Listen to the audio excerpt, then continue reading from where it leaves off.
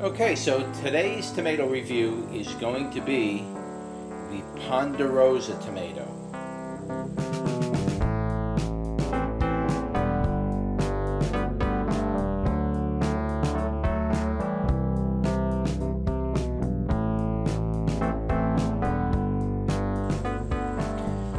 Okay, so here's the Ponderosa. Let's take a closer look at the inside of it. And this is supposed to be a Class A tomato, slicer tomato. It's supposed to be really, really good. Now, I grew these last year. I didn't get too many of them because the plant died early from disease.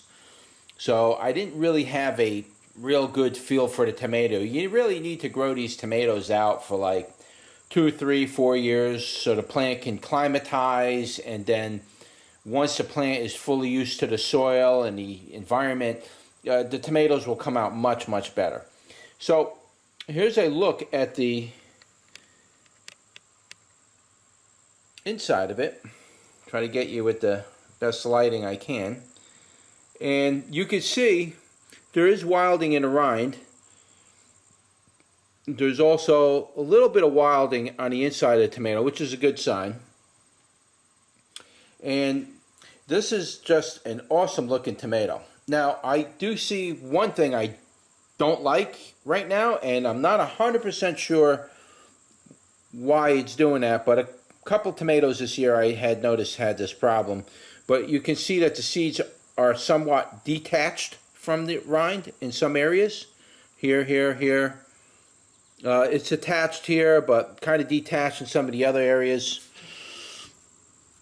It's a heavy tomato. This tomato is probably, I definitely have to say, half pound, 3/4 of a pound. There's some weight on this thing.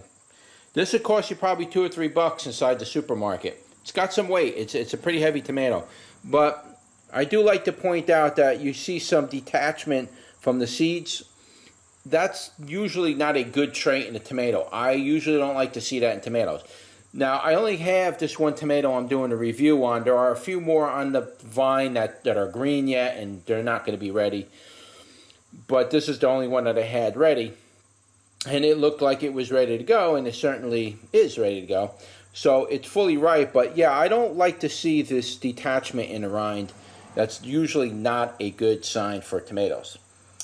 So, as you can see, that is the inside of it. It's just gorgeous slicer tomato. It's basically, it's not really a beefsteak. It would be more like a big boy or that kind of a tomato. I have, like I said, grown them in the past. I never got like the beefsteak shape out of it, but I definitely got very large big boy or batter boy or slicer tomato shape.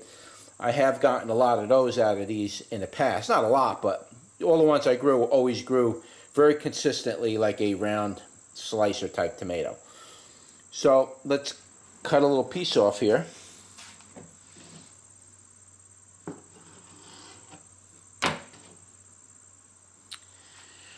And there's a nice tomato wedge.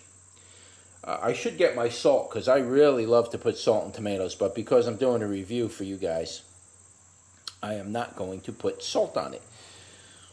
But isn't that gorgeous looking? Look at that. Isn't that a nice, rich color all the way through the tomato? Yeah, like I say, you will see some wilding, like some white spots here, but that, for heirloom tomatoes, you kind of want to see that. That tells you that it's a good, non-commercial grade tomato seed, and it didn't cross with a commercial grade tomato. So this is nice and rich. Even little dark, rich vein right there. Let's give it a bite. Absolutely magnificent.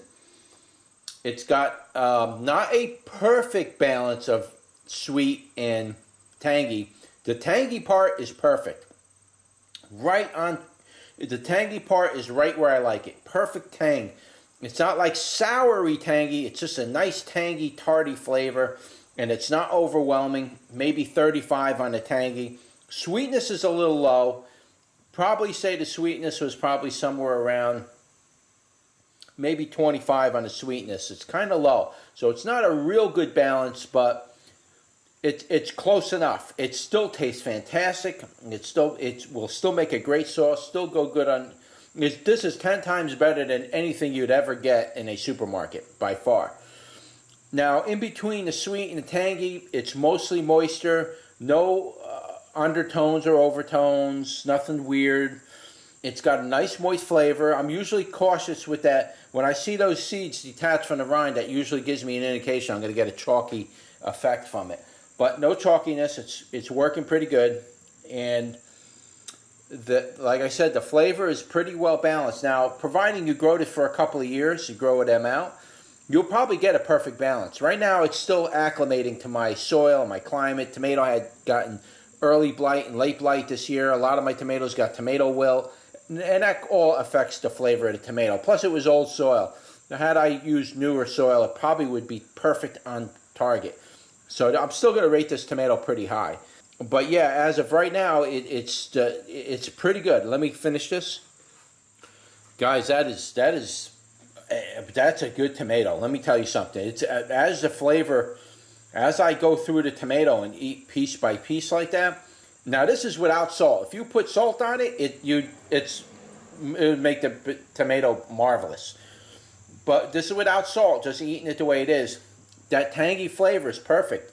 It's not a soury, lemony type, pucker your lips type sour. It's a tangy flavor that's just right. It's not overwhelming, and there's enough sweetness to offset it, but it's not perfectly balanced. But that doesn't mean that this tomato won't be perfectly balanced.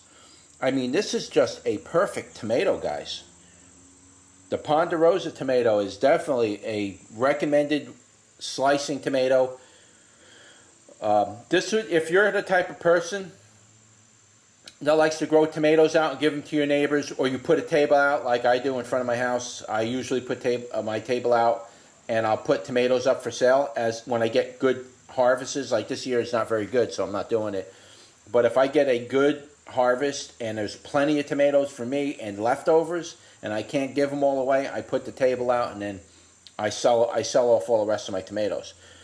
So if you're somebody who likes to sell off your tomatoes, this would be a perfect tomato that you can grow in abundance, that you could easily sell off. Everybody would love this tomato. It is a very, very delicious tomato.